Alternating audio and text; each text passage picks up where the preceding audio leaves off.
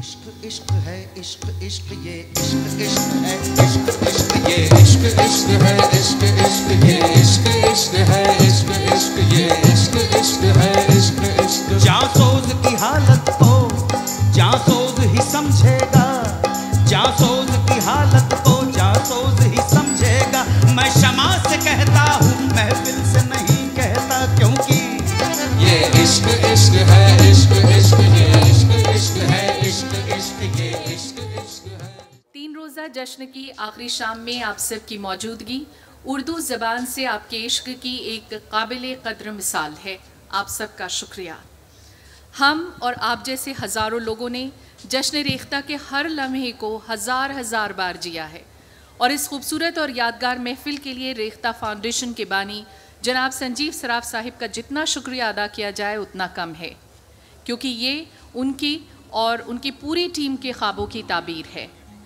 किसी शायर ने क्या खूब कहा है कि हाथों की लकीरों में मुक़द्दर नहीं होता, हाथों की लकीरों में मुक़द्दर नहीं होता, अज़्म का भी हिस्सा है ज़िंदगी बनाने में। और अब हमारी आज की शाम की एक बेहद हसीन पेशकश, उर्दू सुरों का मौसम बहार। ये चांद और सितारे तो बहाना हैं, ये चांद और सितारे तो बहाना हैं, कुछ और है यहाँ जो जगमगाने वाला है। लफ्ज़ बहार बज़ाते खुद कितना रूह परवर लफ्ज़ है। बहार आती है तो रंग गुलसिता बदलने लगता है, पत्ते जर्द लिबास उतार कर सब्ज़ मखमल के जोड़े पहन लेते हैं। और ऐसे ही मौसम की मानिंद है हमारी आज की ये पेशकश, वो नग़मे जिनमें उर्दू ज़बान रची बसी रही, वो नग़मे 60 और 70 की दहाई के बेहतरीन नग़मे हैं। ये थी बॉलीवुड की गोल्डन एरा। तो जनाब आज उसी दौर को समेट लाए हैं हम जश्न रेख्ता में, और इस पल को और यादगार और हंसी बनाने के लिए हमारे बीच मौजूद है मशहूर व मारूफ 2 हस्तियाँ, अन्नू कपूर जी और रूमी जाफरी साहब।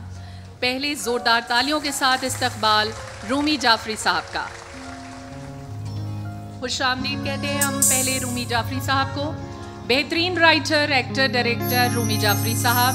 हर दिल जो प्यार करेगा, मुझसे शादी करोगी, चलते चलते, मिस्टर मिसेस खिलाड़ी जैसी बेशुमार यादगार फिल्में आपके करियर से जुड़ी हैं। खुशामदीद, तशरीफ रखिए। और अब मैं दावत सुखन दे रही हूँ जिसका इंतज़ार हम सब बेसब्री से कर रहे हैं, तो ज़ोरदार तालियों के साथ इस्तकबाल कीजिए अन्नू कपूर जी का। अन्नू कपूर जी फिल्मों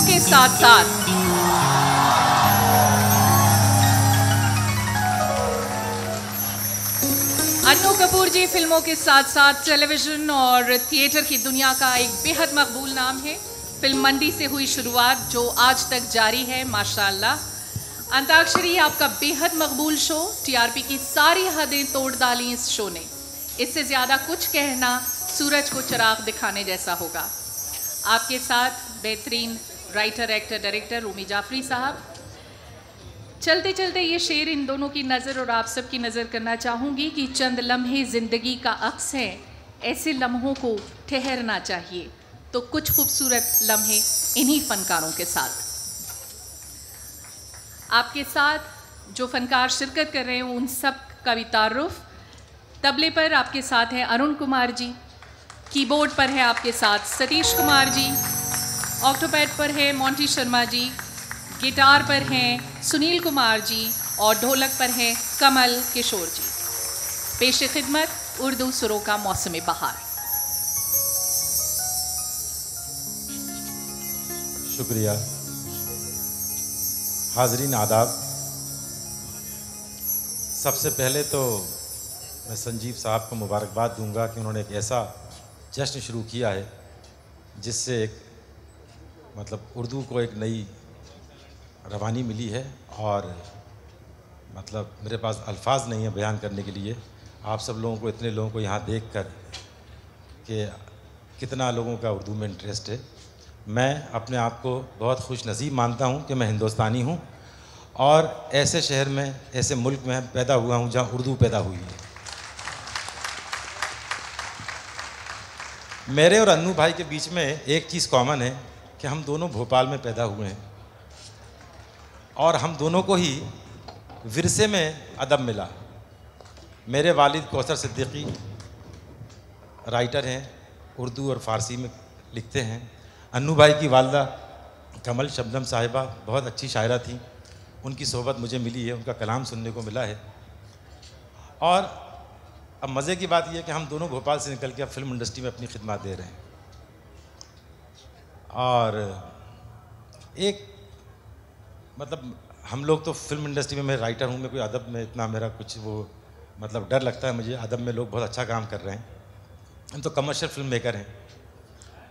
लेकिन एक चीज़ मैं बताना चाहता हूँ कि उर्दू मतलब जो हमारी ज़बान है अन्नू भाई, जैसा कि आप बताते हैं कि उर्दू और हिंदी में क्या फ़र्क है। हिंदी भी हमारी ज़बान है, उर्दू और हिंदी दोनों बहनें हैं। मेरा किसी को कुछ छोटा दिखाने का इरादा नहीं है, क्योंकि ये उर्दू का जश्न रेख्ता है। तो कई बार क्या होता है कि आप हिंदी का किसी नज़्म, किसी कविता का तर्जुमा उर्दू में करते हैं तो वो मज़ाहिया हो जाती है। इसी तरह अगर उर्दू को आप तर्जुमा करते हैं हिंदी में तो मज़ाहिया हो जाती है। और उर्दू की एक ट्रेजेडी कमाल है कि आप जब बात करते हैं, सामने वाले को जहाँ तक समझ में आता है उसको लगता है ये हिंदी बोल रहा है, और जहाँ समझ में आना बंद हो जाता है उसको लगता है उसने उर्दू शुरू कर दी। तो ऐसे ही मैं कई बार बताने के लिए मैंने साहिर लुधियानवी की नज़्म में कभी कभी मेरे दिल में ख्याल आता है, उसका हिंदी में अनुवाद माफ़ी के साथ। यदा कदा मेरे हृदय में विचार आता है कि जैसे तुझको निर्मित किया गया है मेरे हेतु, तू अब से पूर्व नक्षत्रों में निवास करती थी कहीं, तुझे वसुंधरा पर प्रस्तुत किया गया है मेरे हेतु। यदा कदा मेरे हृदय में विचार आता है। शुक्रिया। अब मैं जानता हूँ कि अन्नू भाई मेरे बड़े भाई भी हैं, और मैं ये दिल से एक बात कहना चाहता हूँ अन्नू भाई के बारे में। मैंने फिल्म इंडस्ट्री में कोई स्टार ऐसा नहीं इसके साथ काम नहीं किया हो, मगर अन्नू भाई जैसा ज़हीन जिसका थिएटर पे, पोइट्री पे, सूफीज़म पे, उर्दू पे, हिंदी पे जो कमांड है वो मैंने किसी में नहीं देखा। अन्नू भाई अब आप बताएं, आप कहाँ से शुरू करना चाहते हैं?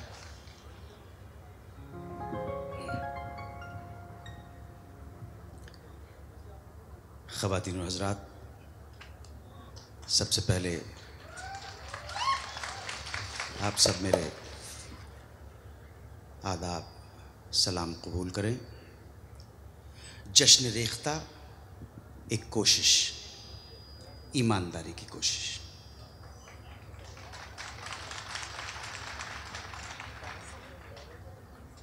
जिन साहब का आपने नाम लिया, संजय जी का, बहुत मशकूर हूँ। इस तरह के लोगों को आगे बढ़ना चाहिए। जैसे हमारे भाई रूमी ने कहा कि ये हमारी ज़बान है। इमोशंस, जज्बात अपनी जगह पर, और लॉजिक, तर्क, रीज़न वो अपनी जगह पर। मैं साइंस वाला आदमी रहा हूं।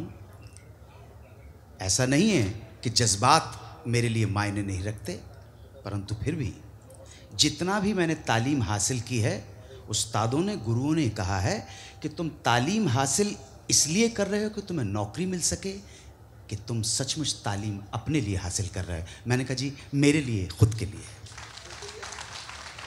मैं जानना चाहता हूँ। लिहाजा अभी लखनऊ में जर्नलिस्ट आए हुए थे, उन्होंने कहा कि आप तो दोनों ज़बानें बहुत अच्छी तरह से बोल लेते हैं, लेकिन कुछ इस तरह के लोग हैं जो एक ख़ास ज़बान को ख़ास मज़हब से ताल्लुक़ कर देते हैं और दूसरे ज़बान को एक ख़ास लोगों से जोड़ देते हैं। मैंने कहा देखिए, I have been a man of science, so let me clarify, let me give you few logics. आपका नाम क्या है? तो उन्होंने अपना नाम बता दिया। मैंने कहा आप हिंदू हैं? कहले जी हाँ। मैंने कहा हिंदुओं के आधार के जो ग्रंथ हैं, शास्त्र हैं, वो किस भाषा में लिखे गए हैं? एक सेकंड वो रुके और उन्होंने कहा संस्कृत में। मैंने कहा बिल्कुल सही है, संस्कृत में लिखे गए हैं। उनमें से हिंदू धर्म के मुख्य आधार का कोई ग्रंथ हिंदी में लिखा गया? उन्होंने कहा नहीं। मैंने कहा भाई साहब आपका नाम क्या है?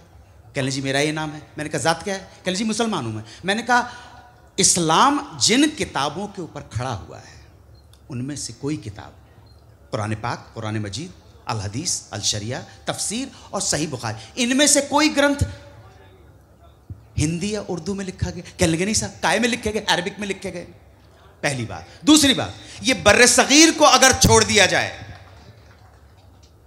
तो ये ज़बान उर्दू, अहले उर्दू कहीं और बोली जाती है? जवाब हाँ या ना में चाहिए। नहीं बोली जाती, नहीं बोली जाती जनाब। ज़रा सा इधर बढ़ेंगे आप, जिसे आप वो कहते हैं ना मिडिल ईस्ट, ये मिडिल ईस्ट बहुत कंपैरेटिवली और रिलेटिव टर्म है, क्योंकि मशरकी लोगों को ये ईस्ट लगता था ना। जो वेस्ट के लोग हैं तो वो तो कहेंगे मिडिल ईस्ट, पर हमारे लिए तो मशरक हो गया ना हमारे लिए तो वेस्ट हो गया। तो वेस्ट की तरफ बढ़ेंगे तो जबान कौन सी आ जाती है? सही बोल रहा हूं मैं, जबान अरबिक हो जाती है। अफ्रीका के कितने देश हैं जहां पे अरबिक बोली जाती है, अलग अलग ढंग से बोली जाती है, अलग अलग डायलेक्ट्स हो सकते हैं, लेकिन अरबिक अरबिक है। इधर बढ़ जाएंगे आप तो नी हाओ मा हाओ पो नी थाई, ये चाइनीज जबान है, ये चाइनीज जबान है, ये नाक से बोली जाती है। अरबिक जो है हलक से बोली जाती है, कुल अल्लाह असद अल्लाह समद, ये बोला जाता है। आप ध्यान रखिएगा, अल्लाह बोला जाता है। अल्लाह तो हम बोलते भैया, वहां अल्लाह बोला जाता है। वो हलक के ऊपर जब तक आप नहीं मारेंगे, तुस्बहुना अल खैर, ये अरबिक है, लेकिन उर्दू नहीं बोली जाती है। उर्दू हिंद की जबान है।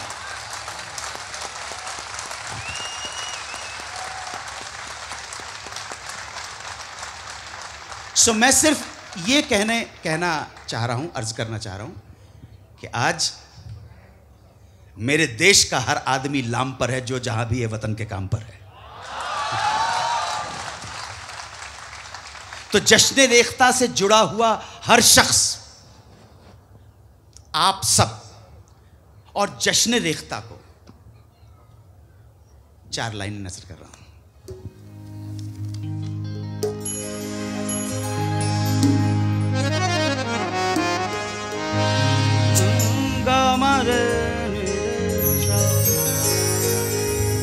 मदनी सा, ये ना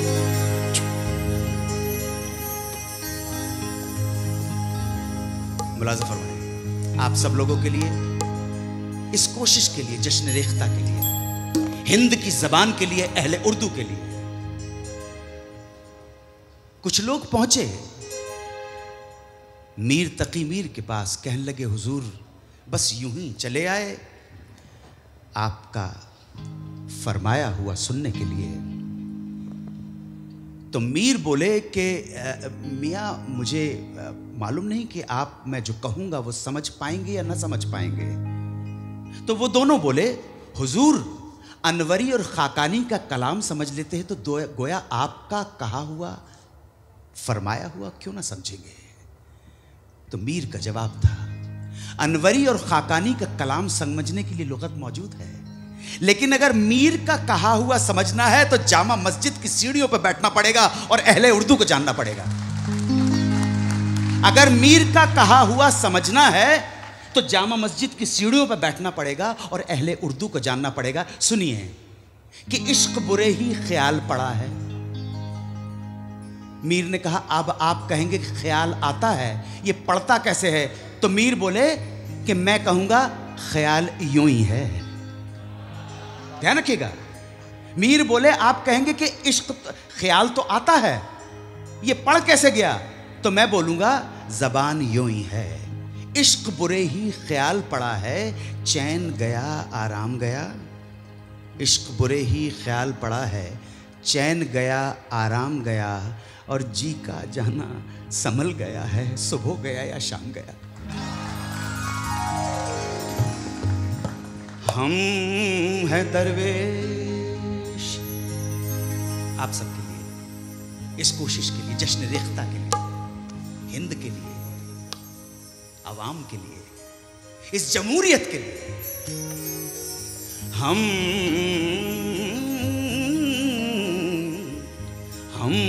हैं दरवेश, न जागीर नजर रखते हैं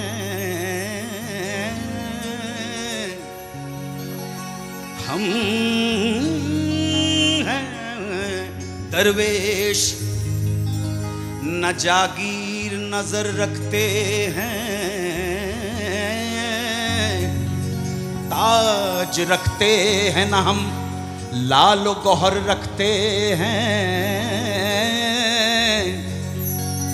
सैकड़ों ऐब सही एक हुनर रखते हैं, सैकड़ों ऐब सही एक हुनर रखते हैं, बेखबर बेखबर लाख सही पर तेरी खबर रखते हैं।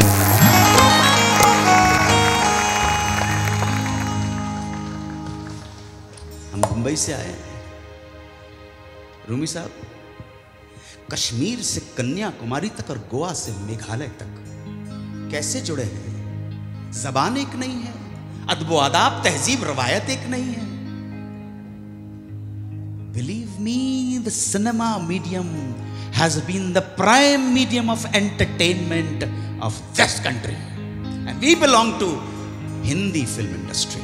I don't call it Bollywood, I call it Hindi film industry. बिल्कुल, ये अन्नू भाई ने इतनी अच्छी बात कही। एक दो बात मैं कहना चाहूँगा। बचपन में घर में अदबी रिसाले आते थे, पढ़ता था मजरू साहब के ऊपर, सरदार जाफरी, कैफ़ी आज़मी, शकील बदायूनी। तो अदबी रिसाले थे, उनका अदब का उनका वो जो कलाम होता था वो होता था।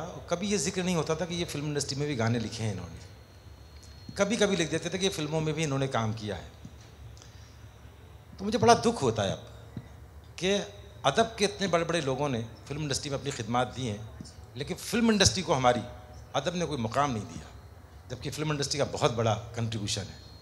और ख़ास तौर से उर्दू, अन्नू भाई और हम आज बात कर रहे थे, हम लोग स्विट्ज़रलैंड में शूटिंग कर रहे थे, वहाँ पे एक लेडी मिली और वो उर्दू बोल रही थी। हमने कहा कैसे सीखा? बोली हिंदी फिल्म देख के। हम लोग अफ्रीका में शूटिंग कर रहे थे, फ़िजी का एक आदमी मिला और उसने बोला कि मैंने हिंदी गाने सुनने के लिए और समझने के लिए उर्दू सीखी है। तो उर्दू को पूरे हिंदुस्तान में और बाहर पहुँचाने में हमारी हिंदी फिल्म इंडस्ट्री का बहुत बड़ा कंट्रीब्यूशन है। और मुझे ऐसी उम्मीद है कि इस प्लेटफॉर्म से मैं बोल दूँ कि इसको रिकग्नाइज़ करना चाहिए लोगों को। अन्नू भाई, हाँ, मेरी एक दरख्वास्त है जी। आपने जब मीर का नाम लिया, हम दिल्ली में बैठे हैं जी, और हज़रत अमीर खुसरो से अगर आप करेंगे तो मुझे बड़ा अच्छा लगेगा। मौसीकी बड़ी अजीब सी बात है कि ये एक ऐसी एंटिटी है, म्यूजिक, मौसीकी, संगीत, दुनिया की तकरीबन 2000 ज़बानों के अंदर इसके बारे में कुछ ना कुछ लिखा गया है शायरी में। बरतानिया में if music be the food of love play on, give me excess of it that surfeiting the appetite may sicken and so die। हिंदुओं के स्कंद पुराण में ना हम वसाम वैकुंठे योगी नाम हृदय नच मद भक्ता यत्र गायंती तत्र तिष्ठामि नारद। खड़ी जबान हिंदी जबान में कि तन रबाब मन कींगरी, अब ये खुसरो हैं, तन रबाब मन कींगरी, यानी कि जो मेरा जिस्म है मानंद एक साज रबाब के है। तन रबाब मन कींगरी, जो मेरा दिल है वो मिजराब की तरह है जिससे सितार के तार छेड़े जाते हैं। तन रबाब मन कींगरी और रगे भई सब तार, ये मेरे जिस्म की जो रगे हैं तारों का काम करती हैं। और जब इनको छेड़ता हूं कि तन रबाब मन कींगरी और रगे भई सब तार, ये रोम रोम सुर देता है सो बाजत नाम त्यार। ये रोम रोम सुर देत है तो बाजत नाम तिहार। इसी से लीड लेकर मैं अपने साथ कुछ बहुत ही अच्छे फनकारों को, यंग हैं, जवान हैं, जवानी की उम्र है, हौसले बुलंद हैं, उधर बैठना, ऐसे लोग कुछ फिल्मी नगमात आपके सामने पेश करेंगे। ये वो फिल्म के गाने हैं जिसे हमसे पहली जनरेशन ने और हमारे साथ वालों ने बड़ा माना है, बड़ा तस्लीम किया है, बड़ा सराहा है। इन फिल्मी गानों को सुन के और समझ के आपको लगेगा कि फिल्म का म्यूजिक, फिल्म का गाना भी लिटरेचर में शामिल किया जा सकता है। क्यों? क्योंकि जो लोग फिल्मों में गाने लिखने आए वो सब उस्ताद थे, अच्छे शायर थे। तो जब वो फिल्मी गाने लिखे सिचुएशन के ऊपर, तो अपने यहाँ एक कहावत है ना भैया, मरा हाथी भी 1.25 लाख का होता है। तो अपनी छाप तो छोड़ के जाएंगे। इसलिए मैं यहां पर दावत देता हूं हमारे मुंबई शहर की एक बहुत ही बेहतरीन फनकारा है, मेरे साथ हर शो में जाती हैं वो। मैं चाहूंगा कि उनका गाना सुनने के बाद आप अपनी दुआओं में ज़रूर उनको शामिल कीजिएगा। उसके रोशन मुस्तकबिल के लिए आप सबकी दुआएं बहुत लाजमी हैं। मैं बुलाने जा रहा हूं यहां पे पारुल मिश्रा।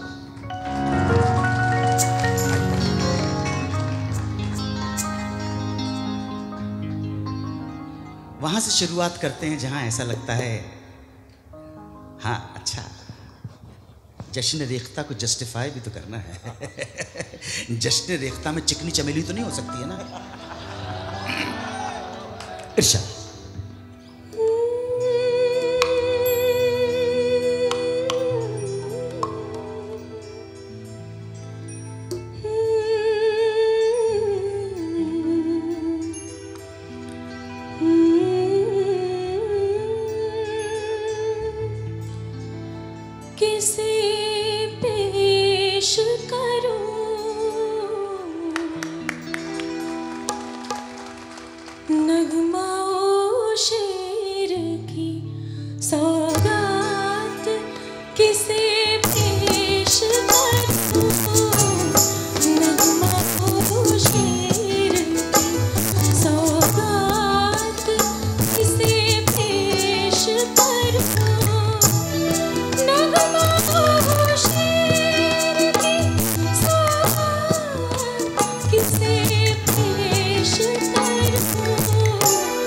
ये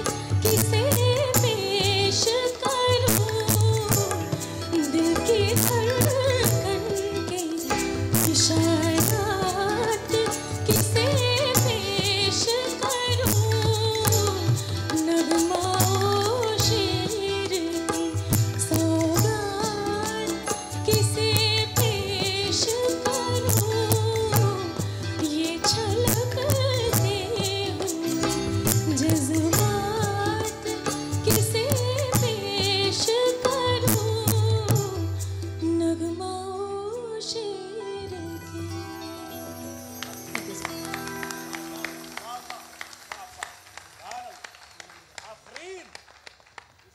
एहतराम, thunder of applause for the writer Sahir Ludhianvi.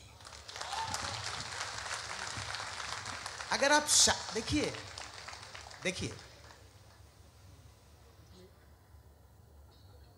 मैं अगर आपसे पूछूं कि भाई आप 5-6 ट्यून बता दीजिए, मुश्किल पड़ जाएगा आपको।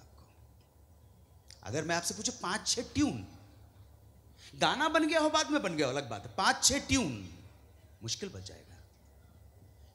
अच्छे खासे लोग बैठे हो, बहुत मुश्किल हो जाएगा। Tune is a separate thing. Tune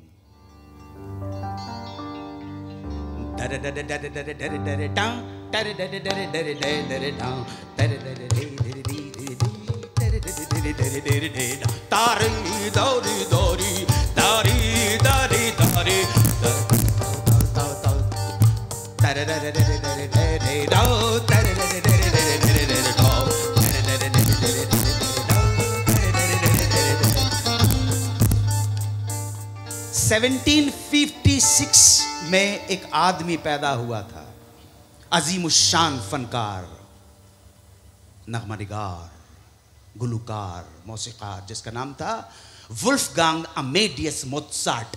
उसकी ये जी माइनर में सिम्फनी नंबर 40 है। बाद में उसके 150 साल के बाद किसी ने गाना बनाया। मेरा कहने का मतलब है ट्यून मैंने पूछी थी, या फिर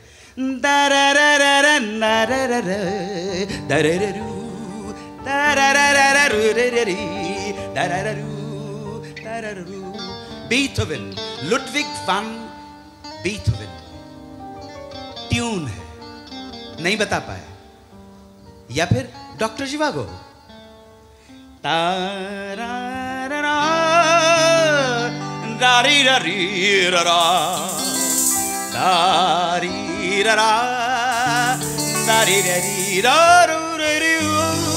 ट्यून है, नहीं बता पाएंगे। मेरे जैसा आदमी भी 5-7 के बाद नहीं बता पाएगा। लेकिन अगर मैं पूछूं 10 गाने बता दीजिए, आप 500 बता देंगे। रीजन, उसमें लफ्ज आ जाते हैं ना, और लफ्ज आते ही वो संगीत बनता है। संगीत याद रहता है। कितना ही बड़ा कलाकार हो, लल्ला लुल्लू कर ले, गाना याद नहीं होगा जब तक के उसके अंदर मजरू, साहिर, कैफी या शैलेंद्र के वर्ड नहीं लिखे जाएंगे। इसलिए मैंने बोला,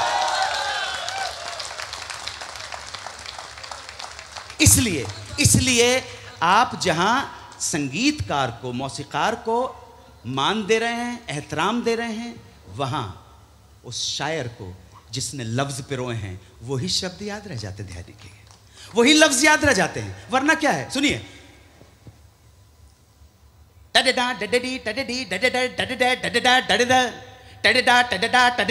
क्या है? किसी के बाप को गाना याद नहीं हो सकता है।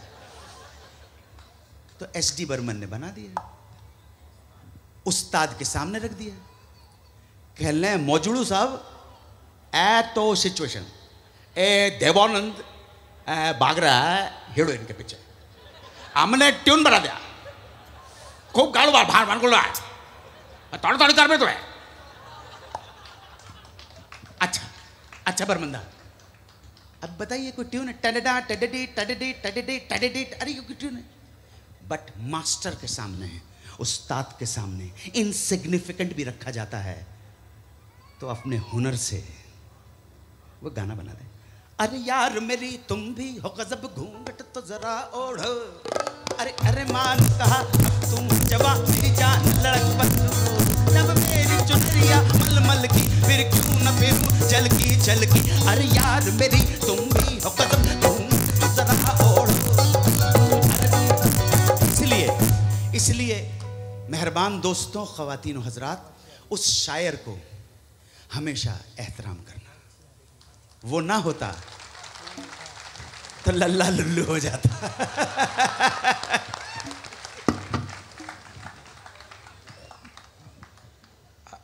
अन्नू भाई आज मुझे इत्तेफाक से कुछ बता रहे थे, मैं अन्नू भाई आपको याद दिलाऊं, आप वो बता रहे थे ना, जो ज़रा मैं चाहता हूं कि आप ये सब को भी बताएं, वो जो कि लोग कैसे सोचते हैं, जो शेक्सपियर ने कहा, वो प्लीज़ प्लीज़।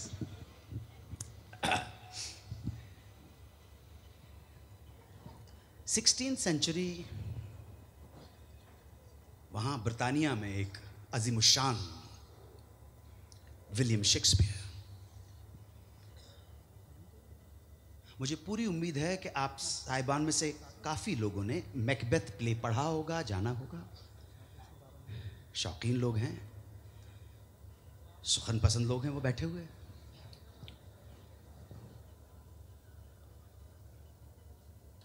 एक उर्दू के स्कॉलर के पास, यार जब तक यहाँ पे मैंने क्या कलाकार हूं ना, तो जब तक सामने नहीं आएगा तब तक बैठे बैठे माफी चाहता हूं, लेकिन बहुत देर तक वहां बैठा नहीं रह सकता।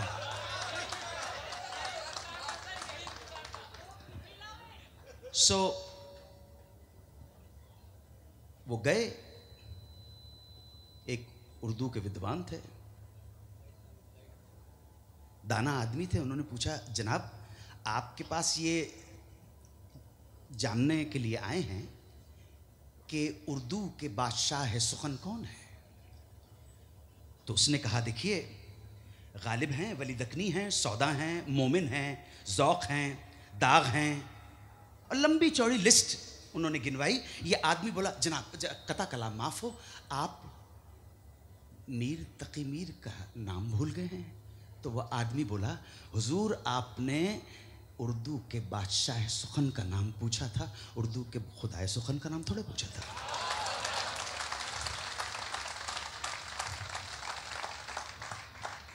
वाई 16th सेंचुरी ब्रिटेन में विलियम शेक्सपियर अपने एक प्ले में, मैकबेथ का यह है कि लेडी मैकबेथ के कहने पर उसका हस्बैंड बांको या डंकन का मर्डर कर देता है, लेकिन बीवी के कहने के ऊपर। तो लेडी मैकबेथ को, बीवी को ख्वाब आता है, हेलुसिनेशन होता है, नाइटमेयर आता है कि जैसे उसके हाथ के ऊपर वो खून के दाग जम गए हैं। तो रात को उठती है और वो कहती है, away away your bloody stain away. उसको ऐसा लगता है मेरे हाथ पे खून जम गया है, दाग। Now after couple of 100 years, maybe 100 years later, Mir क्या कहता है कि जम गया खून कफे कातिल पे तेरा मीर ज़िबस, जम गया खून कफे कातिल पे तेरा मीर ज़िबस, उनने रो रो दिया कल हाथ को धोते धोते। And that is our poetry, and that is Hindi, that is our poetry. अंग्रेज का अपना एक चलन है। उसके बाद दोबारा रूमी भाई दोबारा देखिए, 12th नाइट की ओपनिंग सीन के अंदर ही वो ओलिविया के लिए कहता है, सुनिएगा क्या बोलता है कि when mine eyes did see Olivia first, मेरी नजरों ने जब ओलिविया का दीदार किए, जब उसे देखा, me thought she purged the air of pestilence। Air of pestilence कहते हैं वो महामारी की जो वबा होती है, बीमारी है जो पूरा खला जिससे खत्म हो जाता है, ऐसी को एयर ऑफ पेस्टिलेंस बोलते हैं। जैसे अपने दिल्ली में है ना पोल्यूशन इतना ज़्यादा, सीधी सिंपल सी बात भाई, फालतू बात नको करने का, मतलब की बात करने का, बहुत सड़ेला हवा निकलता है इधर से। So when mine eyes did see Olivia first, me thought she purged the air of pestilence. That instant was I turned into a heart, and my desires like fell and cruel hounds ever since pursue me. देखिए देखिए देखिए, when mine eyes did see Olivia first, me thought she purged the, मुझे दीदार हुए तो ऐसा लगा ये जो हवा में फैली हुई बीमारी है वो दूर हो गई हो। मुलाजा फरमाएं, मुझे बताने की ज़रूरत नहीं है कि मैं अब नाम नहीं बताऊंगा, आपको बताना है कि वो कौन है उस्ताद जो कहेगा कि रोने से और इश्क में बेबाक हो गए, रोने से और इश्क में बेबाक हो गए, धोए गए हम ऐसे कि बस पाक हो गए। Two genius. कभी और मौका मिला, इस तरह का प्लेटफॉर्म मिला तो जरूर आऊंगा। अच्छा पढ़ने का मुझे शौक है। बेसिकली मैं काश्तकार हूं, किसान हूं। एक्टर तो पेट भरने के लिए करता। मेरे पास लोग आते कि साहब आपने वो फिल्म, क्योंकि भैया पैसा बहुत अच्छा था। अरे यार हाँ, आपकी कंट्री ही मेरे मेहरबान दोस्तों वाहिद एक कंट्री है जहां रिलीजियसली, सेरेमोनियसली, लीगली एंड सोशली आप पैसे की पूजा करते हैं, right? Yours is the only country. पैसा कमाना, दौलत कमाना बहुत बड़ा फन है, आर्ट है। हमको उसका एहतराम करना चाहिए और चाहिए। मुझे बहुत खुशी है कि आप लोग ये सुन रहे हैं और मैं ये अर्ज कर रहा हूं कि एक और मौका मिलेगा। मेरे पास तो बहुत कुछ है कहने के लिए, बहुत कुछ है। याद रहे, मैंने इन सब चीज़ों को जो याद किया है वो आपका मनोरंजन करने के लिए नहीं, अपना खुद का मनोरंजन। को सोच के नहीं आता हूं मैं, सोचने का काम इंटेलेक्चुअल्स का है। मैं तो साधारण सा आदमी हूं जो आपके साथ अपने जो भी जिंदगी के तजुर्बात है वो आपके साथ शेयर कर रहा हूं। वो सब कुछ मेरा है। नहीं, मैं बीच में टोकूंगा अन्नू भाई, बिल्कुल सही बोल रहे हैं।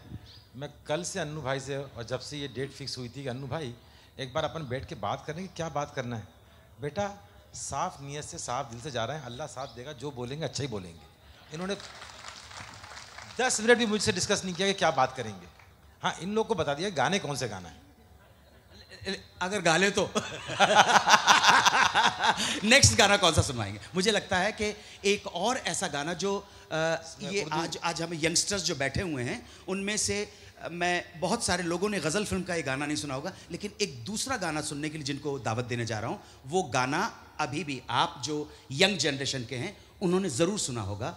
वो लिखा हुआ है, written by another master called Majrooh. देखिए लिटरेचर कैसे आता है। मैं दावत देना चाहता हूँ यहाँ पर हमारे दोस्त जनाब अनुभव सुमन। आओ बेटा।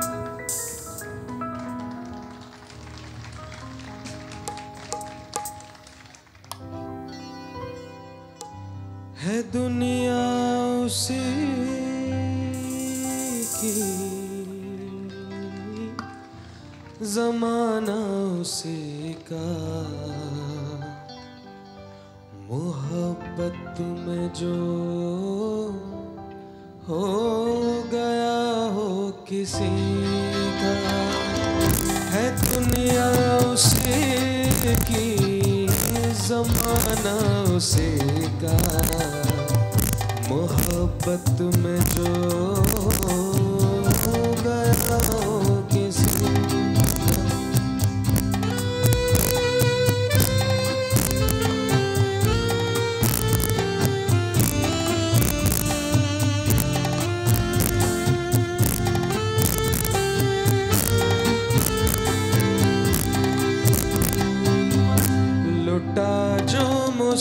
मुसाफिर दिल के सफर में, है जन्नत ये दुनिया उसकी नजर में।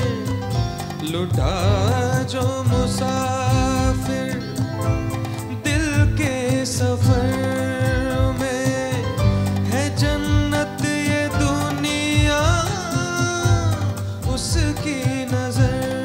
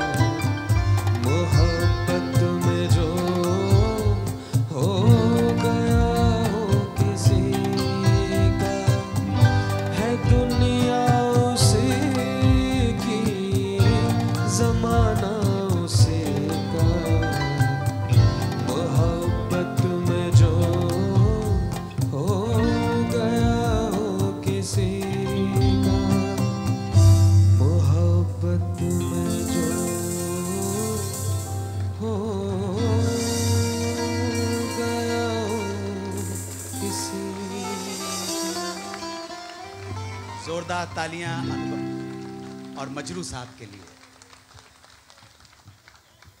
एस.एच. बिहारी जी जी जी। एस.एच. बिहारी ने भी गाने अच्छे लिखे। खुशी इस बात की है कि देखिए लोग जानते हैं कि किसने कौन सा गाना लिखा। अभी मजरू साहब का गाना सुनाता हूँ। क्या बात है।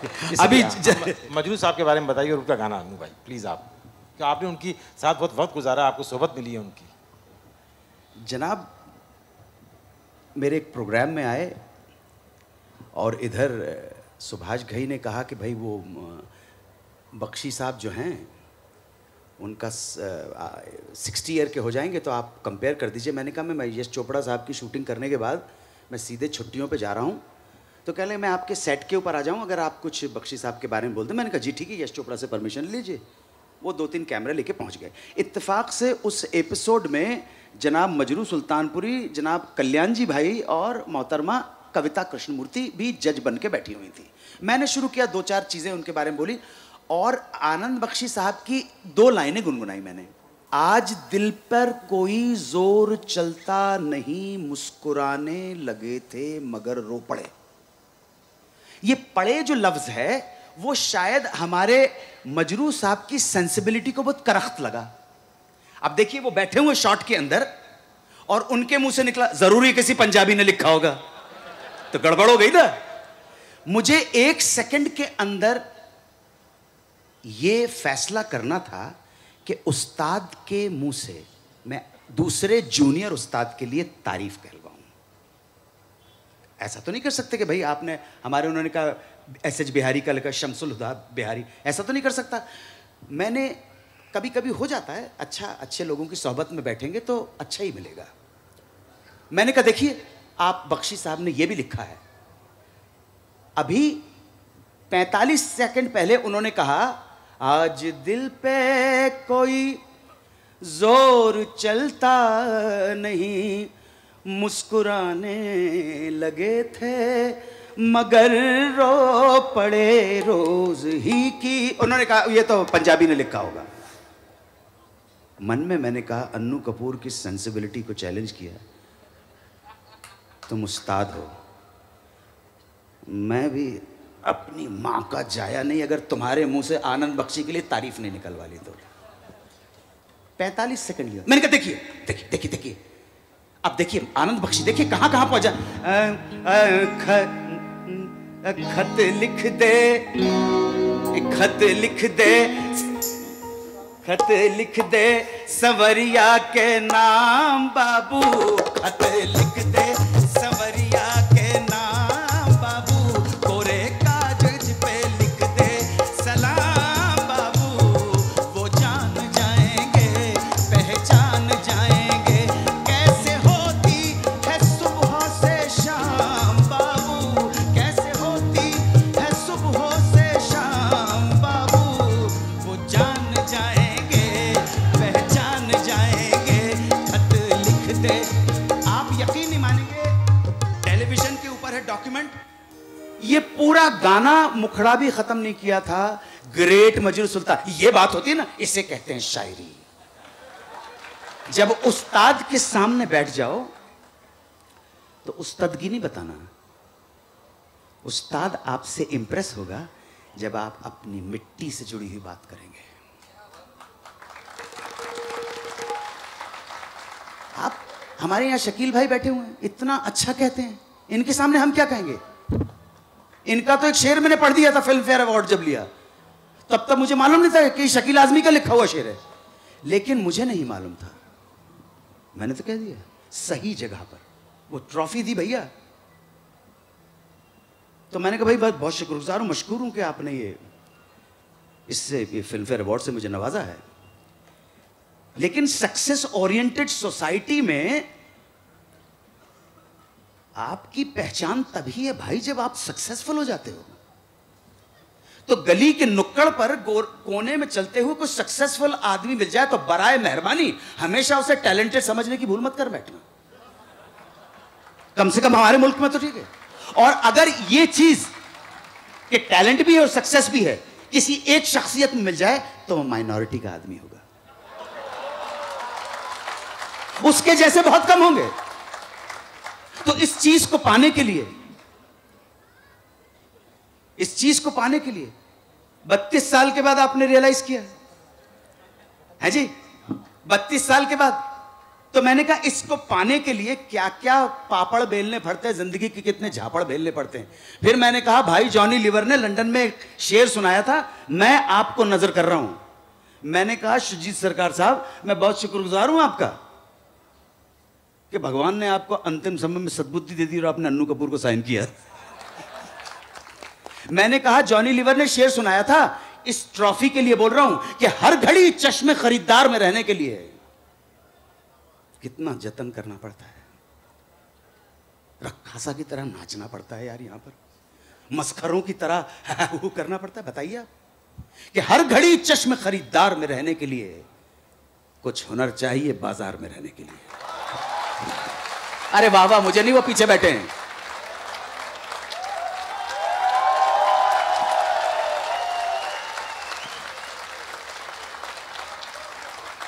हर घड़ी चश्मे खरीदार में रहने के लिए कुछ हुनर चाहिए बाजार में रहने के लिए। बात का दो मिसरा उन्होंने बाद में मुझे बताया जब मुझसे मिलने आए, अब तो बदनामी का शोहरत से वो रिश्ता है कि लोग नंगे हो जाते हैं अखबार में रहने के लिए, कि लोग नंगे हो जाते हैं अखबार में रहने के लिए। तो बहन पूनम पांडे ने कहा अन्नू जी ये तो आपने मुझे खराज अकीदत दे दी है।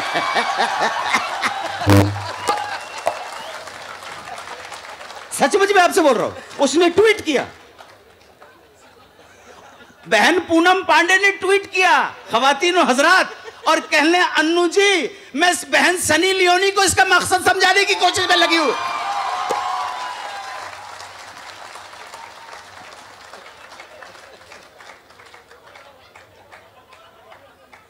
दिल में फिर यूं तेरे भूले हुए गम आते हैं, जैसे बिछड़े हुए काबे में सनम आते हैं।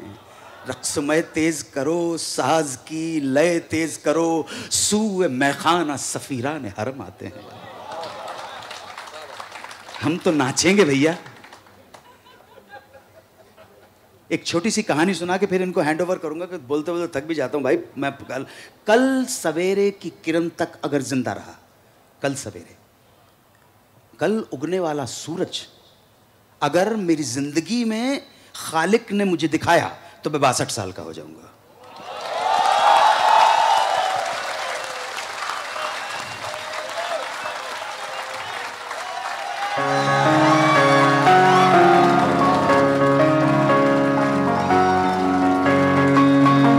मेरी हमशीरा, मेरे बिरादरान, उम्र के इस पड़ाव तक शाइस्तगी के साथ और खुददारी के साथ जिएंगे। भाई वहां सैन फ्रांसिस्को में बंदा एक टकरा गया, पंजाबी बंदा सीगा। कहते तुझे मेरे साढ़े गुरु हो। फिर बाद में मुझे पता पड़ा कि बेचारा गलत कामों में फंसा था, कि टेररिज्म के, उसने वो अलग कहानी है। लेकिन उसने एक शेर सुनाया था, सुनिएगा। कहता सर जी शेर सुनो। मैंने कहा 10। देखिए हर जगह का अपना वो होता है। हाँ, कहने हक बात की खातर कुछ करना, खातिर नहीं, हक बात की खातर कुछ करना, हक बात की खातिर मर जाना। हक बात की खातिर कुछ करना, हक बात की खातिर मर जाना, ये काम जुनू करवाता है, समझ कल के काम नहीं। एक छोटी सी कहानी आपके साथ शेयर करना चाह रहा हूं, जहां रक्स की बात है, जहां इश्क की बात है, मोहब्बत की बात है। मुझे लगता है कि हमारी पूरी कायनात, हमारे वजूद, हमारे का पूरा मरकज़ ज़ीस्त जिसे बोलते हैं वो मोहब्बत है। मोहब्बत जैसे सामने आती है तो हमें एक लड़की दिख जाती है, अरे ये तो बहुत ही बात की बात है यार। इश्क, मोहब्बत उससे जिसने हमें 9 महीने कोख में रखा।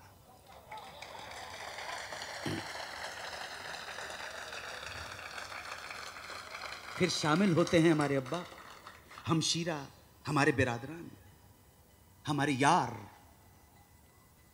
ये मौजज़ा भी मोहब्बत कभी दिखाए मुझे कि संग तुझ पे गिरे और जख्म आए मुझे। सुनी होगी गजल, वो मेरा दोस्त है, सारे जहां को है मालूम, दगा करे वो किसी से तो शर्म आए मुझे। ऐसे लिखिए दोस्त के ऊपर, अरे दोस्त, अरे बाबा बाबा।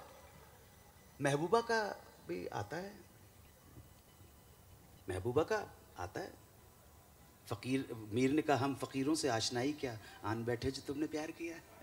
दिल हथेली पे रख के घूमते हो तो भाई कोई चाहने वाला चाहिए। लेकिन हर चीज में मोहब्बत कैसे छुपी है? बाकी तख्त ताज के लिए, दौलत के लिए, या फिर वो एनलाइटनमेंट के लिए। मेरा कहने का मतलब है कि सेंटर फोकल पॉइंट है हमारे जीवन का मोहब्बत। ऐसी ही मोहब्बत जिसका नाम था बुल्ले शाह, उसे थी अपने पीरो मुर्शिद थे जिसका नाम था शाह इनायत। रेख्ता को जब अंग्रेजी में वो करता हूं तो स्कैटर्ड है, स्कैटर्ड। उर्दू को आप जानते हैं, उर्दू का लिटरल मीनिंग क्या है? वाह, ये दारुल खिलाफत थी भाई। आज भी दिल्ली में चितरंजन पार्क के अंदर बंगाली आमी तो मार वही रहते हैं। फिर उधर चले जाएं तो हमारे दक्षिण भारत के लोग आ जाते हैं, मराठी सोसाइटी है, गुजराती रहते हैं, क्योंकि दिल्ली हमेशा से दारुल खिलाफा रही है। बहुत सारे जगह के लोग आए, अपना अपना कल्चर लेके आए, तभी तो ये हमारी जबान यहीं की है और कहीं की नहीं है। अपनी है बाबा, अपनी है। सो शाह इनायत काश्तकार कम्युनिटी के थे। पंजाब में काश्तकारी होते जो किसान होते हैं। तो एक बार किसी से, बुल्ले शाह से किसी ने पूछा, बुलिया तेरी उस्ताद केड़ी कौम का? तो पंजाबी समझने में मुश्किल नहीं आएगी। ना ना ना ना, आई डोंट हैव तक ये सब करने की जरूरत नहीं है, उसे पहले ही समझ आ जाएगी। ये बात उस्ताद को पता पड़ गई। उस्ताद ने पहरा बैठा दिया कि तूने लोगों के डर से मुझे सैयद कहा, मैं तो राई हूं। तो बुल्ले शाह ने ककड़ी वाले का भेष धरा। आप जानते हैं कि पंजाबी में, दिल्ली में भी ककड़ियों को तरह बोलते हैं। राइट सर, गलत नहीं बोल रहा? और तरने का एक मतलब यह भी होता है पार निकलना। तो ककड़ी वाले का भेष धरा और कहा, तरा ले ले तरा, जे तू तारे ते मैं तरा। देखिए, पीरो मुर्शिद ने कोई पोइट्री नहीं लिखी थी, लेकिन जरूरी नहीं है कि हर शायर पीर हो जाए। अलबत्ता कुछ ऐसी मिसालें हैं जहां पीर ने जो कहा है वो शायरी हो गई है।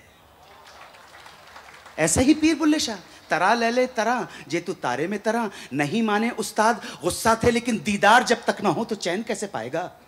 तो एक रक्कासा का, नाचने वाली का भेष धर के पहुंच गए वहां पर और नाचने लगे। शाह इनायत के वैसे भी बहुत सारे दोस्त थे। जब नाच हो रहा तो शाह इनायत बड़े गौर से देख रहे हैं। अचानक रोक के पूछा, तू कौन है? तो बुल्ले शाह जो औरत के वेश में थे, उन्होंने कहा, मैं नचने वाली हूं, मैं तो नाचने वाली हूं।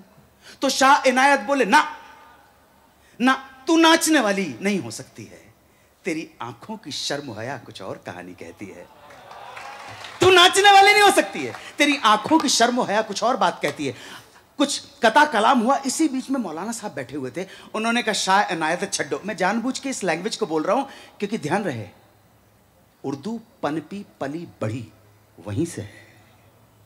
No one can deny that. Quli Qutub Shah ने अपने जो मेमोइर्स है उसके अंदर, तो इसलिए तो कहने लगे कि उन्होंने कहा, छड्डो जी इनायत जी, है ते ए कंजरी। कंजरी कहते हैं पंजाब में, इसे डेरोगेटरी टर्म, नाचने वाली को। तो वहां फिल बदी बुल्ले शाह ने कहा, जब तक उस्ताद पीरो मुर्शिद मेरे बोल रहे थे तब तक नहीं था, लेकिन कोई गैर बोले तो बर्दाश्त नहीं होगा। बुल्ले शाह ने कहा, मैनू मारना मुल्ला बोलनियां, मैनू मारना मुल्ला बोलनियां, मैनू नच के यार रछावड़ दे, ते कंजरी बन मेरी इज्जत ना घटती, मैनू रूठा यार बनावड़ दे।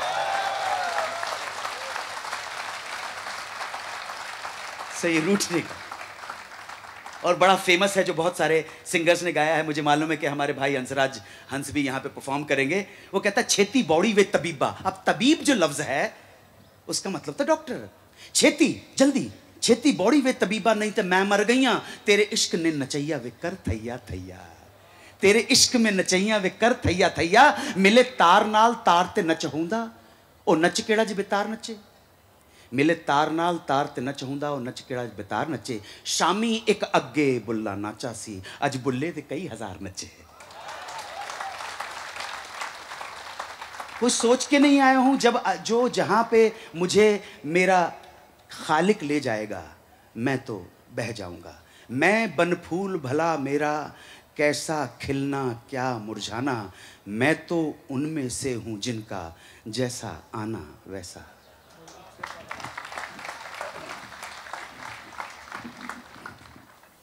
इतने साल से अन्नू भाई की सोबत में हूँ, लेकिन जब अन्नू भाई बोलते हैं तो ऐसा लगता है कि आप कोई ना बोले, सिर्फ अन्नू भाई को सुनते रहो। और यकीन जानिए अभी भी मैंने जब उठाया तो मुझे ऐसा लगा कि मैं सबका ध्यान बांटूंगा, डिस्टर्ब भी करूंगा।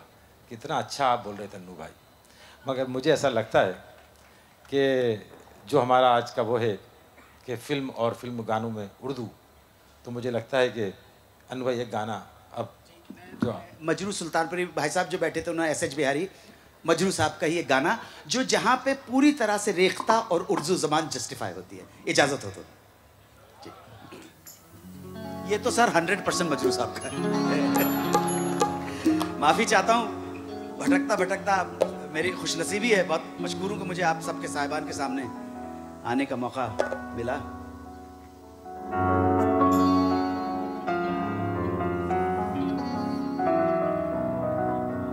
यहाँ पूरी तरह से इस ज़बान का देखिए कितनी खूबसूरती से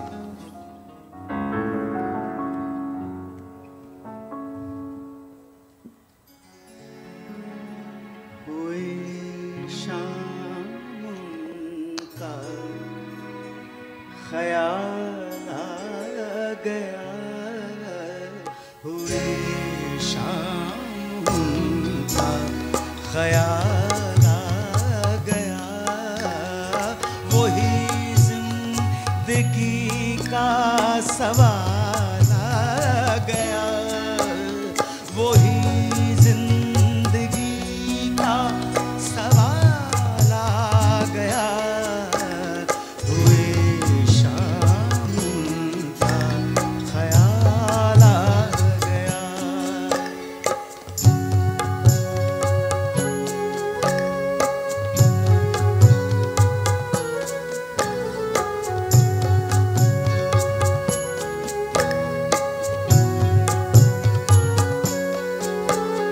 हमें तो यही था गुरूर, गमे यार हैं हमसे दूर, वही गम जिसे हमने किस किस जतन से निकाला था इस दिल से दूर, वो चल कर कयामत की चाल आ गया, वो चल के कयामत की चाल आ गया, हुए शाम का ख्याल आ गया, वही जिंदगी का सवाल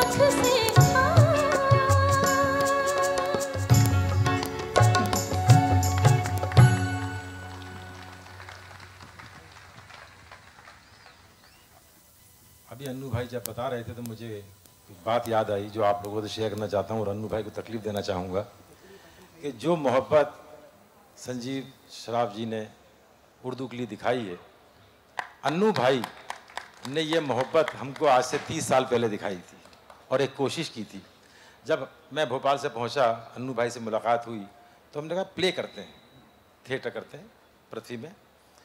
तो अन्नू भाई ने जो प्ले चुना वो जो पारसी थिएटर होता था जिसमें पूरा प्ले पोइट्री में होता था, शेरों में डायलॉग होते थे, गा के बोलना पड़ते थे, 100 साल पुराना लिखा हुआ मुंशी दिल लखनवी का। तो जितने लोग थे उन्होंने डिस्करेज किया कि तुम क्या कर रहे हो, बॉम्बे में थिएटर में वैसी कमाई नहीं है, आप सब जानते होंगे। बॉम्बे में मराठी थिएटर में कमाई है, गुजराती में है, इंग्लिश में है, हिंदी, और तुम तो उर्दू, और वो भी ऐसी उर्दू जो किसी की समझ में नहीं आए, अच्छों की। तो अन्नू भाई ने कहा नहीं करेंगे तो हम यही प्ले करेंगे, चाहे 4 लोग देखें और वाह वाह करें, दाद दें, तो हम समझेंगे हमको कामयाब हो गए। और आप यकीन जानिए, लोग 2-4 एक्टर भी होते हैं तो करने से डरते हैं, उसमें 40 एक्टर थे और हमारे शुरू के 4 शो खाली गए। उसके बाद ये हाल था कि 250 लोग पृथ्वी थिएटर के अंदर होते थे और 1000 बाहर होते थे। तो मुझे आज वो याद आया कि अन्नू भाई ने ये उर्दू की खिदमत के लिए ये स्टेप उठाया था। वो बहुत यादगार प्ले है लैला मजनू, और मैं चाहूँगा कि अन्नू भाई उस लैला मजनू के कुछ जो उसकी वो थी आप सुनाइए प्लीज़। क्योंकि जब पारसी थिएटर हुआ करता था ना भाई, वो तो स्टार्ट ही रात के 9:30 बजे होता था, ठीक है। शौकीन लोग आते थे और डिपेंड ये करता था कि भाई पार्किंग में कितनी बैलगाड़ियाँ हैं। पता चला 1500 बैलगाड़ियाँ हैं, तो एक बैलगाड़ी पे 5 तो आएंगे ना। छोटे छोटे गांव के खेड़ों के अंदर गांव करते थे और रिसेप्टिविटी ऐसी थी यार कि सब समझते थे। पुराने ज़माने की उर्दू है, आज की उर्दू नहीं है, कि मॉडिफाइड उर्दू नहीं है। 1895 में मुंशी दिल लखनवी ने ये प्ले लिखा था, लैला मजनू, दास्तान लैला मजनू, और उसके अंदर तकरीबन 35 गाने हैं। उनको याद रखना और फिर परफॉर्म करना उस शेरों के साथ, आपको सिर्फ मशायरा नहीं करना है, वो कैरेक्टर बनना है। बड़ी टेढ़ी खीर होती थी। आप कहें तो एक दो चीज़ें सुना दूं कि एक और चीज़ बता दूं जी, मुझे याद आ गया क्योंकि आप सुना रहे हो कि उसमें 40 एक्टर थे और अन्नू भाई जो है माशाल्लाह सबकी ज़बानें भी अच्छी खासी थी। तो पहले 1 महीना से तलफ़ुज़ पे काम किया क्योंकि लोगों के मुंह से कैस निकलता ही नहीं था, ये का करवाते थे, फिर केस बोलते थे। तो अन्नू भाई ने कहा 1-2 मुसलमान ले आओ कि ज़बान अच्छी होती है। तो एक हमारे हनीफ करके थे, हनीफ ज़हूर, सबसे ख़राब वही बोलते थे, ले जाओ इस मुझी फ़कीर को धक्के दे के बाहर निकाल दो। तो ज़बान का किसी मुसलमान या हिंदू से कोई लेना देना नहीं उर्दू का। ये हमारे जो हनीफ भाई थे ये नागौर राजस्थान के थे, तो उसमें सीक्वेंस ऐसा है कि मजनू आ जाता है तो उनका डायलॉग था, जाफर जी हुजूर इस मूजी फकीर को धक्के देकर बाहर निकाल दो, ये लाइन थी, ठीक है ना, वो पूरे लाउड के साथ। तो जैसे ही बाकी सब कुछ ठीक चलता होता था कि मैं क्या कहूँ क़िबला कि मुझे क्या नज़र आता है, क्या नज़र आता है, हस्ती में उसी फैज़ का दरिया नज़र आता है, हर शक्ल में वो शाहिद राना नज़र आता है, अल्लाह भी इस दम मुझे लैला नज़र आता है, नाऊज़ बिल्लाह मिनल अक़ैस, इस तरह की ज़बान थी उसके अंदर, ये ज़बान थी। तो जैसे ही भाई हनीफ का आता था, जाफर जी हुजूर जब मुझे फकीर को धक्के देकर बाहर निकाल दे, वही एक ही वाहिद आदमी था, जाफर जी हुजूर मुझे फकीर को धक्के देकर बाहर निकाल दे। उसमें एक सीक्वेंस है जब मकतब के सीन के बाद एक सीक्वेंस है जब आप पहली बार उसमें आप ग्रोन अप कैस को देखते हैं। कैस आप देखिएगा, मैं आपके पासपोर्ट को देख के बता सकता हूं कि आपका पासपोर्ट हिंदुस्तान के किस रीजन से इशू हुआ है। आपसे ही पूछ रहा हूं, आपके पासपोर्ट का नाम क्या है? सिर्फ जी आप बता दीजिए, पासपोर्ट पे नाम क्या है एग्जैक्टली वो बताइएगा। जी सर, जी सुदीप कुमार पंत, कुलदीप कुमार पंत, इनके पासपोर्ट का नाम ये है। तो मैं कता कलाम माफ हो, ये साउथ की 4 स्टेट से इश्यू नहीं हुआ है, तेलंगाना, तमिलनाडु, केरला और आंध्र प्रदेश से इश्यू नहीं हुआ है, ना ही ये महाराष्ट्र से इश्यू हुआ है, और ना ही ये गुजरात से इश्यू हुआ। पूछे क्यों? क्योंकि यहां से ये 6 जो जगह मैंने बताई ना आपको, 6-7, यहां पे फादर का नाम जोड़ देते हैं। हाँ, कि हसन भाई, मगन भाई, सोडा वाटर बॉटल ओपनर वाला। नहीं, आप वो मेरी एक फिल्म है गर्दिश, उसके ऊपर 50,000 का इनाम रखा था कि गर्दिश फिल्म में अन्नू कपूर का नाम क्या है। तो वो एक ही जगह पूरी फिल्म में मैं जैकी श्रॉफ को बोलता हूं, हरीश भाई, मगन भाई, सोडा वाटर बॉटल ओपनर वाला। इसके 50,000 है। अब नाउ कम बैक, अरब के अंदर है वो, अरब के अंदर है। साउथ कोरिया में आपने देखा किम उल जुंग टू, है ना। इसी तरह से कैस का नाम था कैस बिन आमरी, और उनका सरनेम भी लगता है वहां पर। साउथ के कुछ घरों में तो कैस जो था, कैस, वो अब ग्रोन अप है, पहली बार वो जाता है। इससे पहले मकतब में न जाने के लिए लैला की माँ उनको डांट रही हैं। ये ड्योढ़ी पे चला जाता है और देखता है कि यहाँ पे तो लैला है, तो प्रिटेंड करता है कि जैसे नाबीना है, गिर जाता है अंधा बन के। और लैला की माँ कहती कि जाओ, न जाने कौन कौन हमारा कोई नाबीना मजलूम सा कोई गिर पड़ा है हमारी ड्योढ़ी पे, जाओ बेटा लैला, उसकी मदद करो। अब ये लैला जब आती है तो गुस्से में है, क्योंकि माँ से डांट पड़ चुकी, तो बड़ा मतलब करख्तगी के साथ न जाने कहाँ कहाँ से हमारे दरवाजे पर आ जाते हैं। ये चल रहा है सीन। और जैसे ही वो धक्का देता है तो कैस, आह लैला, लैला, कैस मेरे सौदाई ये क्या हालत बनाई। कैस, दर्द मिट जाए तो फिर मैं शरह मलाल करूं, अगर इजाजत हो तो फिलहाल एक सवाल करूं। दर्द मिट जाए तो फिर मैं शरह मलाल करूं, अगर इजाजत हो तो फिलहाल एक अभी भी आंखें बंद की हुई उसने। लैला कहती करो करो, वल्लाह तुम तो गजब की बहरूपी हो। कैस कहता है आंख खुल जाए मिटे दर्द सरासर अपना, हाथ रख दे मेरे सीने पे जो दिल पर अपना। दिल पर हाथ रखती है, कैस खड़ा होता है, अभी तक आंखें बंद हैं। अब वो पूछती है इस तरह से, आंखें क्यों बंद कर रखी हैं। अब गाना स्टार्ट होता है, मुलाजा फरमाया, इस तरह आंखें क्यों बंद रखी हैं। मैं अक्सर गैर के आगे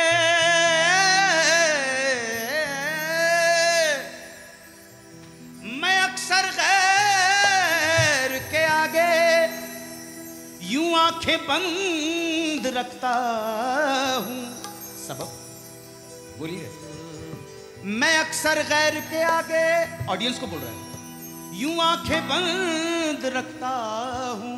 सबब, सबब ये है कि फिरता है जमाल यार आंखों में।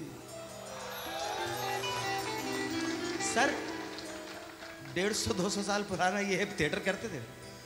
आंखें खोलता है, देखता है गौर से। लैला कहती है ऐसे क्या देख रहे हो।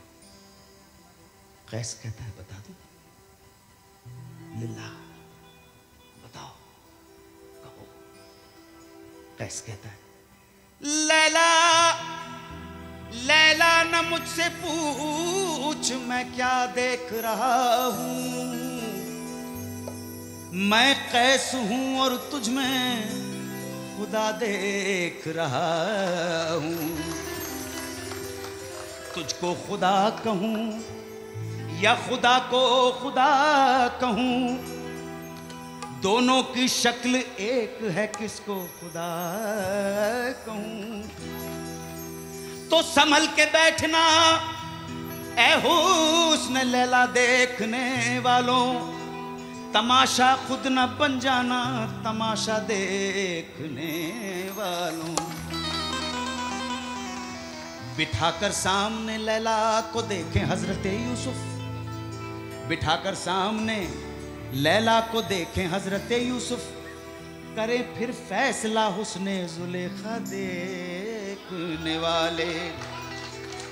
तो हुआ ही चाहता है खत्म किस्सा मेरी हस्ती का, हुआ ही चाहता है खत्म किस्सा मेरी हस्ती का। तमाशा देख कर जाना तमाशा देखने वालों। तो जमाने में तुझे सब साकिये मैं खाना कहते हैं ज़माने में तुझे सब साकिये मैं खाना कहते हैं अजी मैं कहते हैं अजी मैं खाना कहते हैं ज़माने में तुझे सब साकिये मैं खाना कहते हैं आकिए मैं खाना कहते हैं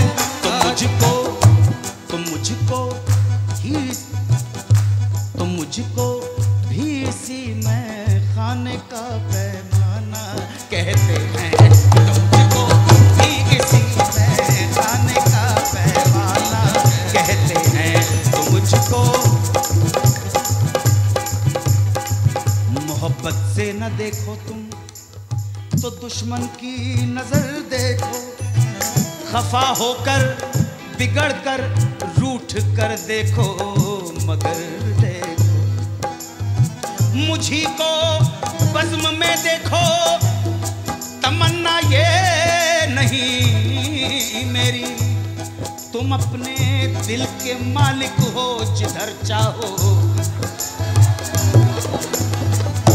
निगाहों से जो छुपती हो तो दिल से भी निकल जाओ निगाहों से जो छुपती हो तो दिल से भी निकल जाओ हमारे दिल में रहती हो तो पर्दा हो नहीं सकता मिटा दूंगा मैं हस्ती को तेरी गुरबत में ऐ लैला तेरी गुरबत में ऐ लैला तेरी गुरबत में ऐ लैला मिटा दूंगा मैं हस्ती को तेरी गुरबत में ऐ लैला तुझे गर शम्मा कहते हैं मुझे परवाना कहते हैं तुझे गर शम्मा कहते हैं मुझे परवाना कहते हैं तुझे गर कहते हैं मुझे परवाना कहते हैं तो मजनू देखता क्या है यही चौखट है लैला की तो मजनू देखता है क्या यही चौखट है लैला की यही चौखट है लैला की यही चौखट है लैला की यही चौखट है लैला की यही चौखट है लैला की तो मजनू देखता क्या है यही चौखट है लैला की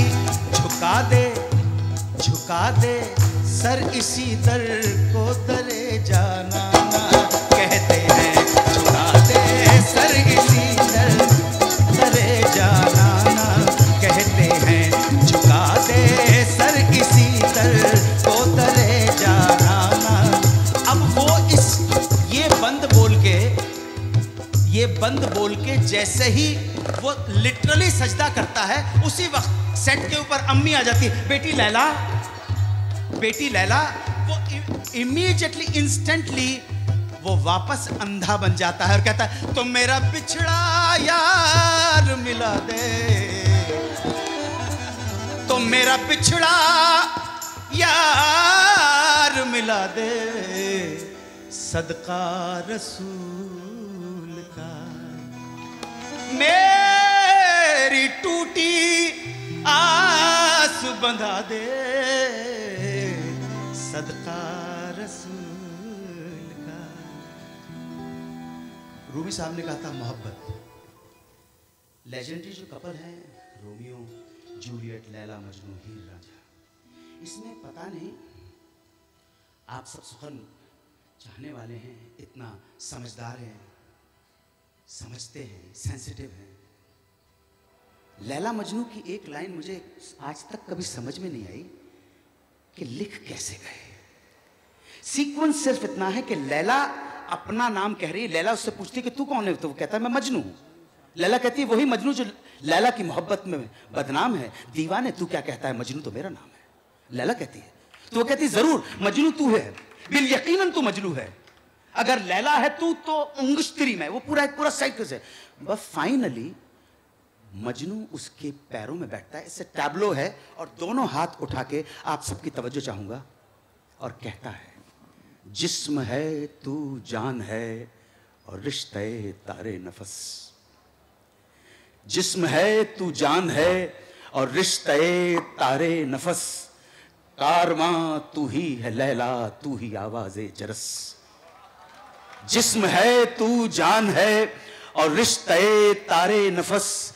कारवां तू ही है लैला, तू ही आवाज़े जरस। रूह भी एक ही और एक तायर एक नफस। एक ही लैला है दुनिया में, बाकी सब हवस।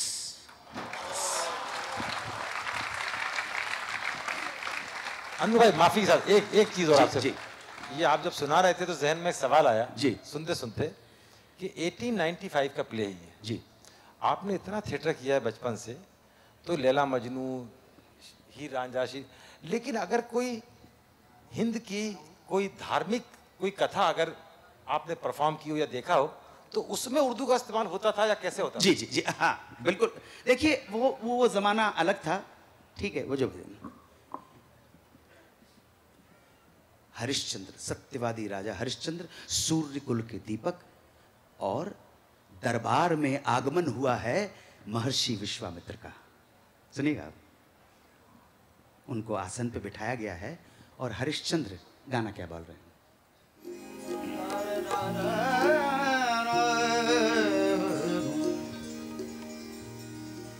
गुरु ब्रह्मा गुरु विष्णु गुरुर्देवो महेश्वरा, गुरु साक्षात परब्रह्म तस्मै श्री गुरुवे नमः। तो कहां से आप, हरिश्चंद्र गा रहे हैं, कहां से आप आए हैं, कहां से आप आए हैं, जो यहाँ तशरीफ लाए हैं, कहां से। और ऑडियंस को कोई वो नहीं होता था कि भाई हरिश्चंद्र के दरबार में अब ये तशरीफ, कुछ नहीं होता था सर। रिसेप्टिविटी ऐसी थी। आप तो सुनाओ, जज्बात आपके सच्चे होने चाहिए, हम बहने को तैयार हैं। क्या बात है, क्या बात है, ये मैं जानना चाहता था। बहुत बहुत शुक्रिया अनु भाई, बहुत बहुत शुक्रिया। लेकिन अभी आप जब लैला मजनू का ये सुना रहे थे तो सब मेरे दिमाग में भी माजी की सारी चीज़ें हैं। तो मेरी दिली ख्वाहिश है, अभी यहाँ स्टेज पे बैठ के मेरे जहन में ख्याल आया है, और मैं संजीव सराफ जी से रिक्वेस्ट करूँगा और कि वो अन्नू भाई से दरख्वास्त करें, और मैं भी करूँगा कि लैला मजनू जैसा एक एपिक प्ले जो मुझे लगता है अगले साल जश्न रेख्ता में अन्नू भाई से करवाया जाए। अभी तो आपने सिर्फ झलक देखी है, हमने इतने शोज किए हैं, जितनी बार भी शो देखते थे लोगों के रोंगटे खड़े हो जाते थे। इतनी अच्छी उर्दू और इतनी अच्छी परफॉर्मेंस मुझे यकीन है कि आप लोगों ने नहीं देखी होगी। इसलिए मेरी दरख्वास्त है कि संजीव साहब भी आपसे कहेंगे कि अगले साल जश्न रेख्ता में लैला मजनू किया जाए। सामान 100 बरस का और पल की खबर नहीं। जिंदा रहा तो जरूर। गारंटी किसी चीज की नहीं है जी, जिंदा हुए तो आ जाएंगे आपके दीदार करने के लिए। अब मुझे ऐसा लगता है कि एक अन्नू भाई आप सीधे दो, सीधा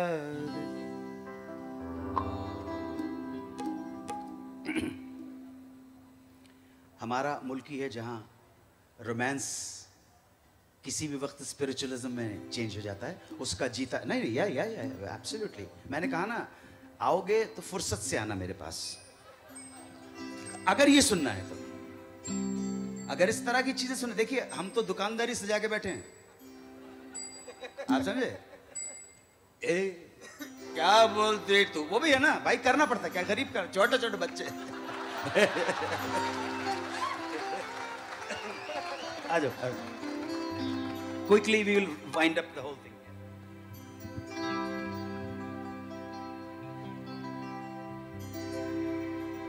दरना रे ना तो कारवां की तलाश है, ना तो कारवां की तलाश है, ना तो हम सफर की तलाश है, ना तो कारवां की तलाश है, ना तो कारवां की तलाश है,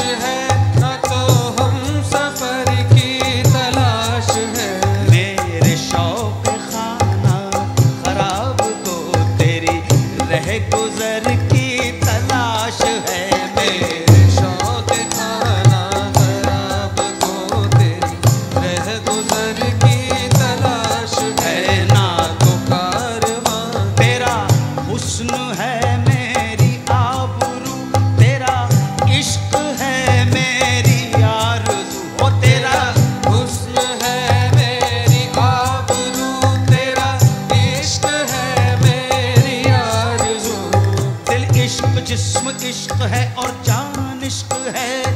ईमान की जो पूछो तो ईमान इश्क है। तेरा इश्क है मेरी आबरू, इश्क है मेरी आबरू। तेरा इश्क मैं कैसे छोड़ दूं, तेरा इश्क मैं कैसे छोड़ दूं। मेरी उम्र भर की तलाश है। तेरा इश्क मैं कैसे छोड़ दूं, तेरी उम्र भर की तलाश है। तेरा इश्क मैं कैसे, इश्क इश्क इश्क इश्क इश्क इश्क इश्क इश्क ये इश्क इश्क है। इश्क इश्क ये इश्क इश्क है। इश्क इश्क ये इश्क इश्क है, इश्क इश्क ये इश्क इश्क है, इश्क इश्क ये इश्क इश्क है, इश्क इश्क। जासूस की हालत को जासूस ही समझेगा, जासूस की हालत को जासूस ही समझेगा। मैं शमा से कहता हूँ, महफिल से नहीं कहता, क्योंकि ये इश्क इश्क है, इश्क इश्क ये इश्क इश्क है, इश्क इश्क ये इश्क इश्क है, इश्क। वहशते दिल रैसनोदार से रोकी ना गई, किसी खंजर किसी तलवार से रोकी ना गई। इश्क मजनू की वो आवाज है जिसके आगे कोई लैला किसी दीवार से रोकी ना गई, क्योंकि ये इश्क इश्क है, इश्क इश्क ये इश्क इश्क है, इश्क इश्क ये इश्क इश्क है, इश्क। नाजो अंदाज से कहते हैं कि जीना होगा, नाजो अंदाज से कहते हैं कि जीना होगा। जहर भी देते हैं तो कहते हैं कि पीना होगा। नाजो अंदाज से कहते हैं कि जीना होगा, जहर भी देते हैं तो कहते हैं कि पीना होगा। जब मैं पीता हूँ तो कहते हैं कि मरता भी नहीं, जब मैं मरता हूँ तो कहते हैं कि जीना होगा, क्योंकि ये इश्क इश्क है, इश्क इश्क ये इश्क इश्क है, इश्क इश्क ये इश्क इश्क है, इश्क इश्क ये। बहुत कठिन है, बहुत कठिन है डगरपन घटकी, बहुत कठिन है डगरपन घटकी, डगरपन घटकी, डगरपन घटकी, डगरपन घटकी, डगरपन घटकी। हाँ बहुत कठिन है डगरपन घटकी। अब क्या भर लाऊं जमुना से मटकी, क्या भर लाऊं जमुना से मटकी, अब क्या भर लाऊं जमुना से मटकी। जो मैं चली जल जमुना भरन को, नंद को छोड़ो गैल रोक मेरी ठाड़ो, तो अब क्या भर लाऊं जमुना से मटकी, क्या भर लाऊं जमुना से मटकी। हाँ क्या भर लाऊं मैं जमुना से मटकी।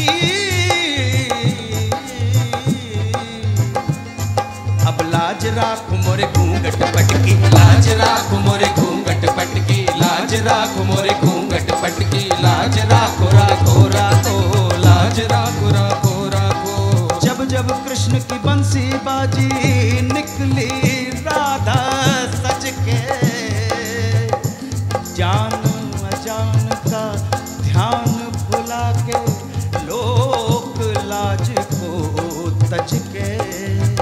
हाय पन पन भटकी जनक दुलारी, पहन के प्रेम की माला। दर्शन जल की प्यासी मीरा, पी गई विष का प्याला और फिर अर्ज करी के लाज राखो राखो राखो, लाज राखो राखो राखो, लाज राखो राखो हे लाज राखो राखो राखो, लाज राखो राखो राखो, लाज राखो राखो राखो। अल्लाह और रसूल का फरमान इश्क है, यानी हदीस इश्क है, कुरान इश्क है। गौतम का और मसीह का अरमान इश्क है। ये कायनात जिस्म है और जान इश्क है। इश्क सरमद इश्क ही मंसूर है। इश्क मूसा इश्क को है तूर है। खाक को बुत और बुत को देवता करता है इश्क। इन